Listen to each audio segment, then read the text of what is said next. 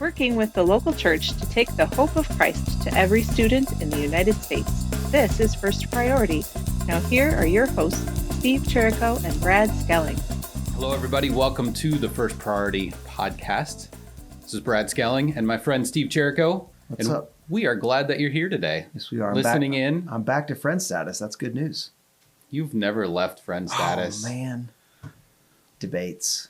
Hey, when we have so much in common, like being from Iowa, oh my word, you know, we're no a little bit of heaven. We're no longer friends again. We are still gone. Friends. It's gone.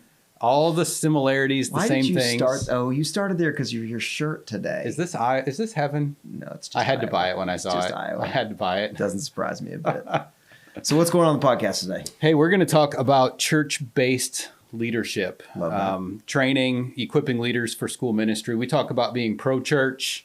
We love being pro-church. Yep. We are the quintessential parachurch ministry out there. Yep. Self-proclaimed, if nothing else, and that, you know, we're not in existence in a lot of cities. First Priority isn't around the country, but the church is, and we want to empower the church to train their students to go to the school. So we're going to spend the day talking about church-based training, the church leaders, all things church. Cool. How's that sound? It sounds great. Before we jump in, do you have any announcements? I mean, standard for this year. Okay. Save a couple dates. Spring meetings are coming around. We'd love to evaluate the year with you. And I throw that out there, and I need to get my phone out and look at the dates to make sure I don't say something wrong. It's all right. We got 2 this year. We have 2. One's going to be in Alabama. Well, for chapter leaders, we have 2. For chapter leaders, excuse me. May 7 and 8 in Decatur, Alabama. Larry. Good for him. We're going to go watch the Trash Pandas as a fun activity. I love the Trash Pandas. You love the Trash You're Panda? You're baseball? a baseball guy. I'm going to... Thank you for that. Because we're friends, Thank you. I'm going to do baseball. I have so many kids in our rec league that want to be Trash Pandas.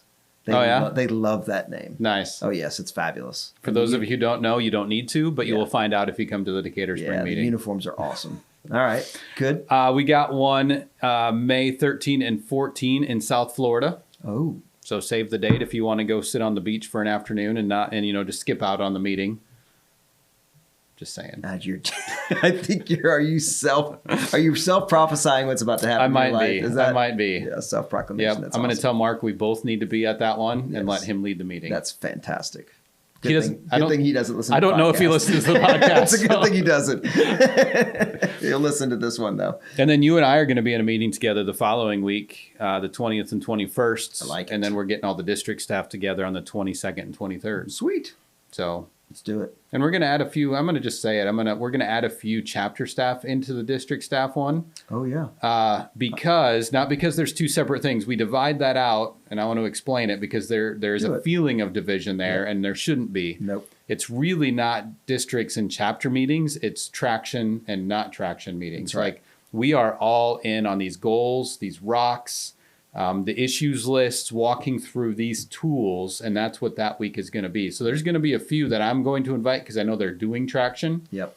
To come to Nashville, be a part of the bigger team evaluation, issues discussion, all the things that are going on there on the 22nd and 23rd. Well, and you just hit the key on the head. A lot of people who are feeling that tension, the question for you is, are you ready to have those accountability tools? Do you need them? Maybe you don't. Yeah. Maybe you got your own tools. Yep. But if you don't, and you're ready to have those accountability tools, which is what we use EOS and Traction for, then there's where that opportunity happens, and there's where those invites happen. That's right. So your team is using Traction in Nashville. We'd love to have my guys dig it. I know you want to go see the Trash Pandas in the first. Maybe you can do both. I don't have a choice. No, you do not. No, you do not. The other announcement is the scholarship application is live, which is awesome. And available. Yep. There's some rumors. We gave away a larger dollar amount than we had in the past. And if you haven't listened to that, just go to the end of the year best ofs. That's true. You need to listen to it. A couple weeks ago, we showed it again, that podcast. It's right around the corner. Watch it on YouTube because the faces on those 2 students were amazing. Incredible. Yep. But we're going to give away, I'm hoping, not making any promises, promises. I'm hoping to give away 11 scholarships. Come on, man. That's instead huge. of 2. So huge.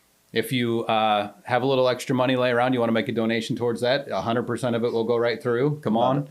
Just it. designate that, let me know, and we'll do that. But I'm hoping that we have some financial partners come through and make that happen this year. So get your seniors to start applying. Yep. I mean, we had 30 or 40 of them last year apply for the 2. I'd love to, we're going to, fivefold that. So let's get 150 kids applying for the 11. You just never know. That's good. That's good odds. What Greg Davis, right, is going to give towards the scholarship fund if you don't ask him. Or Matt Wilson. Are you making a phone call? Because I'm not sure they listen to this podcast either. Matt Wilson does. Does he? I talked to him the other day. Hey, Matt. Hey, Matt. How's it going? Good to see you, buddy. That's awesome.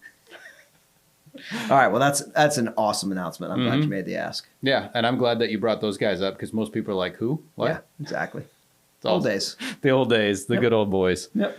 It's awesome. All right, should we jump in? Let's jump into our conversation today. Okay. Church-based training. Mm-hmm. Where does that start? Where does that fit? Well, obviously, at the end game, we want to equip student leaders, Yeah, right? That's the end game, right? Yep. But we do have a process we do. that you have developed for each of the areas. Which is, EPIC is the end game of our process. If Correct. students run EPIC in a club, in a school, we guarantee in our traction That's right. process That's that right. students will become followers of Jesus through that, because the gospel does not return void.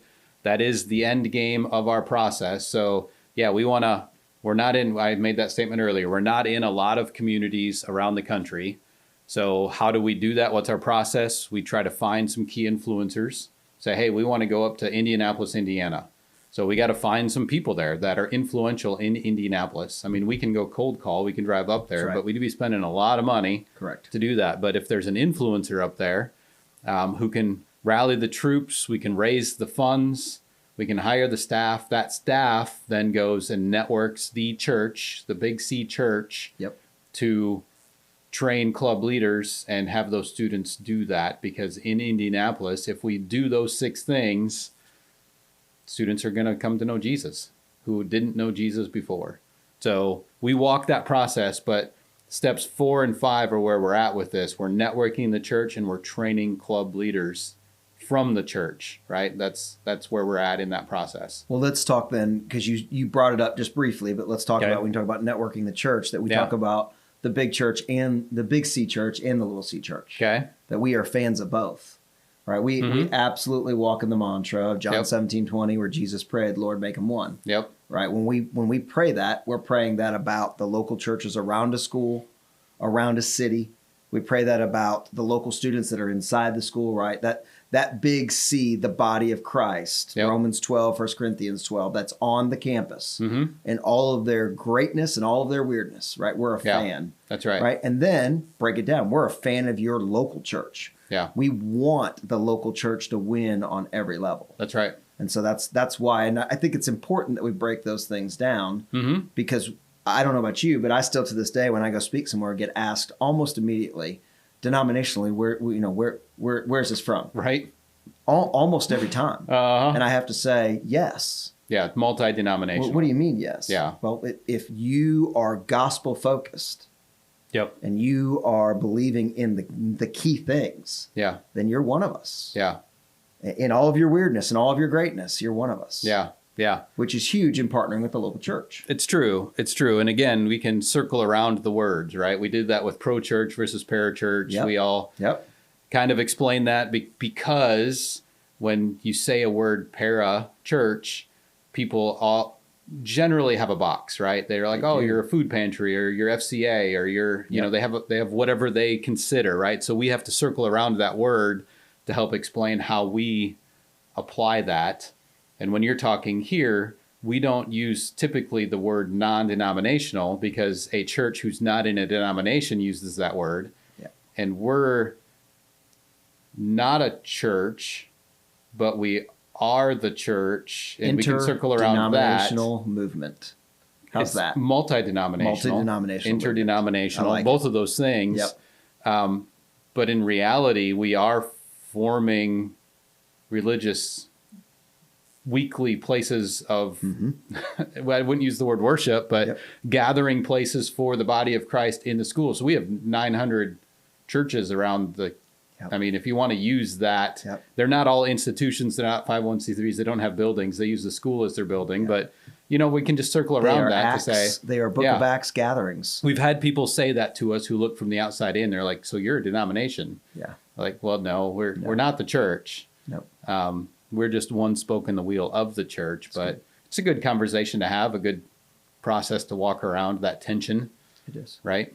And there are 5 key networks that we build around those, right? Within that right? Church conversation. Correct. And so in the midst of those key networks, who do we really engage when it comes to a local church? Like, where do we start? Well, are you going back in the proven process and asking that question? I am. Absolutely, I am. If you're going back there, then we're talking about the influencers, the Correct. business leaders, the community leaders, the church leaders, Yep. any of the above who have that influence, that high eye on a disc profile or whatever the case might be, to say, hey, I have been here for a while. My family owns the generational business, or I know a lot of people around town because that's what I have to do. Yep. And so, we're looking for those key influencers who are going to be there because, again, using Indianapolis as a random example, it's not on our board, but maybe it should be. It might be after this. Might be next week. Yep. Yeah. If we can find that small group of 5 or 7 people, like Birmingham is our longest. We talked to Debbie last week, right? And Birmingham is there. Debbie has a lot of credit. Matt Wilson, you remember Greg Davis, Mark Roberts, the directors before have a lot to do with it. But it's those 5 business guys who are still there, even though Mark's left and Greg's left and Matt's left. Now Debbie's there. Kato's gone. Debbie's running it. Exactly. Correct. Yep. To say, hey, those are those key influencers who have made sure that the gospel goes forward. That's where it starts. That's right. In the community. Well, and you've hit it on the nose. I think that we really want to dive down to is you have to ask yourself, who is bringing influence to the community? Yeah. Right. Whatever layer of the networks that we're talking about. Yep. Who is the influencer? Because we know who desires to be with students. Yeah. Youth pastors, youth ministers, the leaders that are under those youth ministers. We know who desires to be. Yep. But if that is our only point of contact, we may not have the influence we need to actually build through the proven process so that it actually lasts. Yeah. Yeah. Well, and I mean, we talk about the fact that the youth pastors are the people who would want it, but they're not always passionate about evangelism, right? You've got youth pastors who are passionate about the fellowship or discipleship and worship and acknowledge the fact. I had a pastor tell me once too, he's like, I've got all of the things, right? I've got to care for the poor, and I've got 7 organizations knocking on my door wanting me to partner with them to serve the poor. And I've got the students, and I've got 3 organizations. And you know where I'm going with that? Like they have the mantra to walk through and decide where is God calling them to do. So it's not always that youth pastor, right? We also have parents who can fill both the key influencer and the church leader, right? Some of the best, as a youth pastor in Sioux Falls, some of the best volunteers I had were those parents who rose up and were there because their kid was there, but then their kid graduated and they're still around. They're like, you're passionate about students, not just your student, but students and the Lord. And yeah, it was cool to see.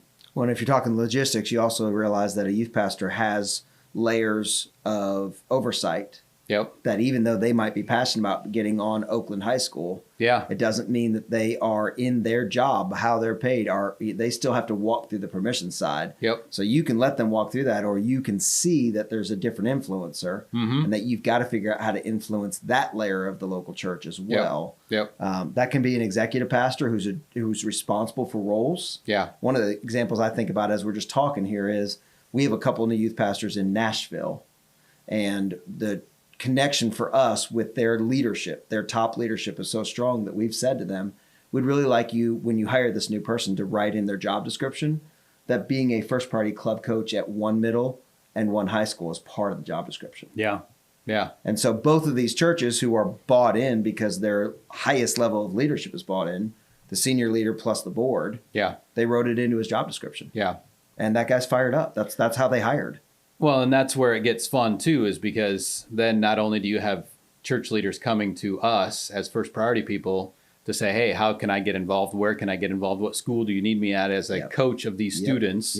But their church gets excited about it. They can have a a missionary prayer service every August to say, hey, here's the 7 student leaders in these 7 different schools, whatever the case might be. And yeah, they can do the commissioning services. They can, support the pizza once a month for the invite weeks. Yep. They can do so many things when the whole church is bought in to say, hey, it's the parents, it's the church leaders, it's the students. We haven't mentioned the teachers yet. They're also passionate about students. They're in the school for a reason. And see the school as their mission field already. Correct. Yep. So then we need somebody to open the door to their classroom, to the auditorium, to the gymnasium, whatever the case is for that group, that we need that liaison in the school to be custodial and help those students lead their club. I think one of the other discussion points that are worth us just bantering about for a minute is just the reality of what benefits the local church sees in that. I think one of the things that is great, and I'm going to use the word great, that I love about what we do organizationally, right? What our standards and our mantras are, is that at the end of the day, we want to see the local church win. Yeah.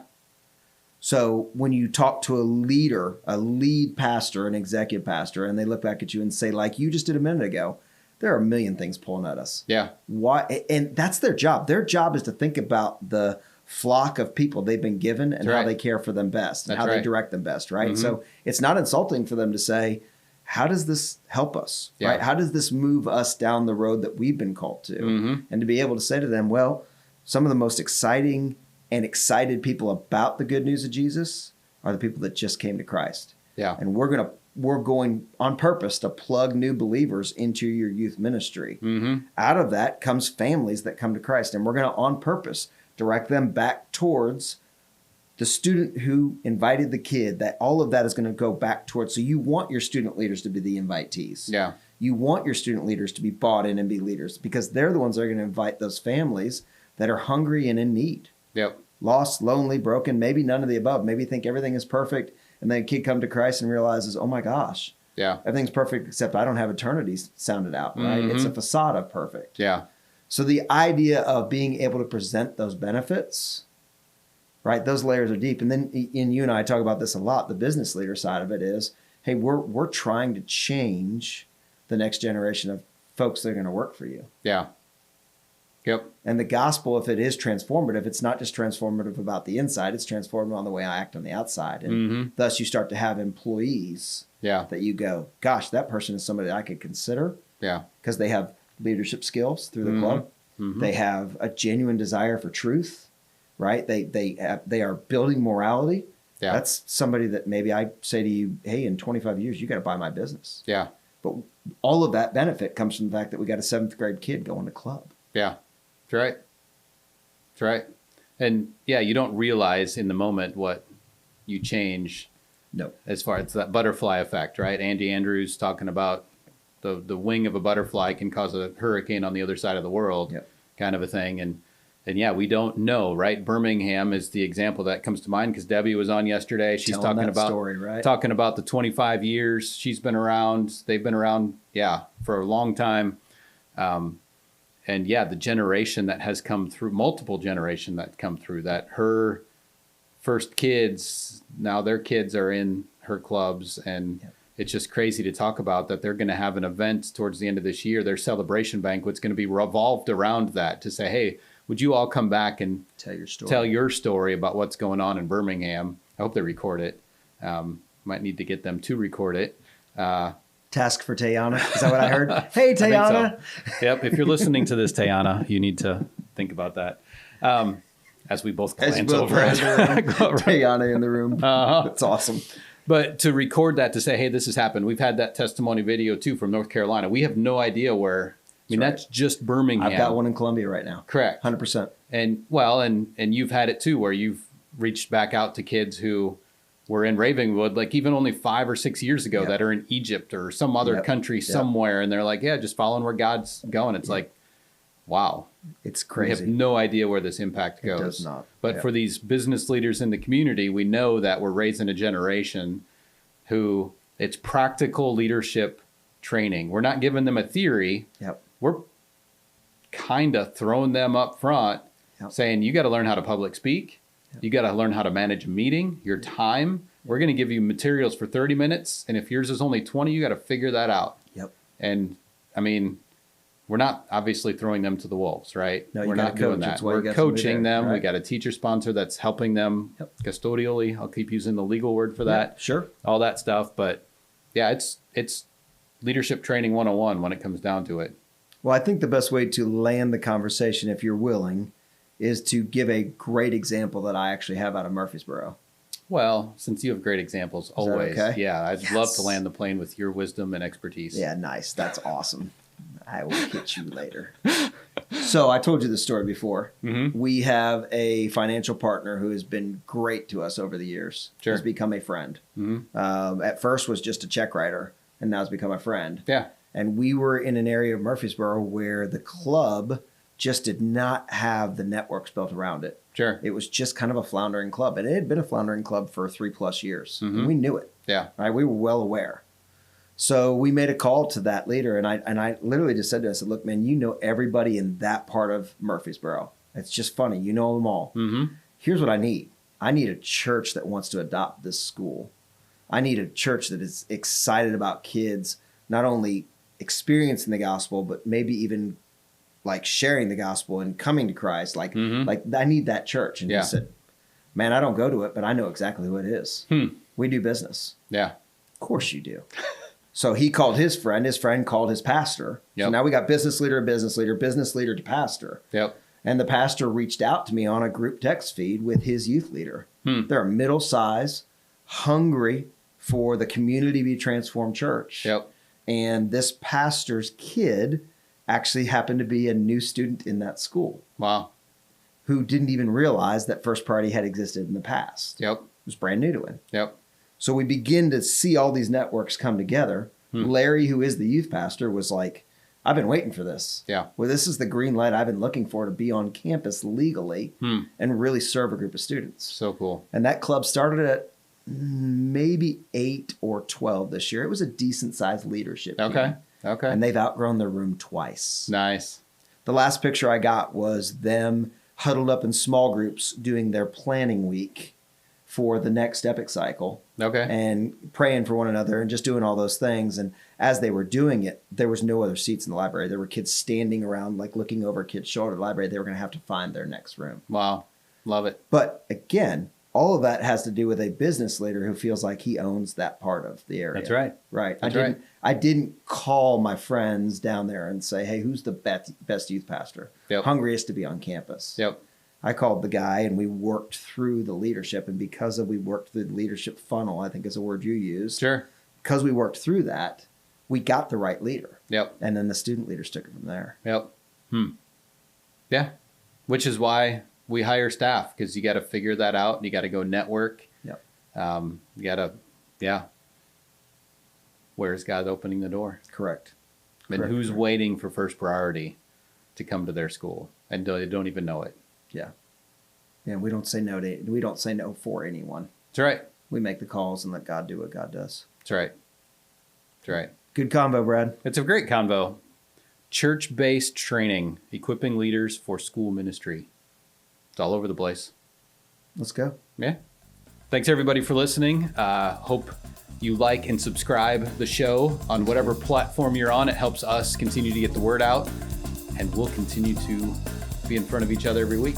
Let's do it. Sweet. Till then. Later.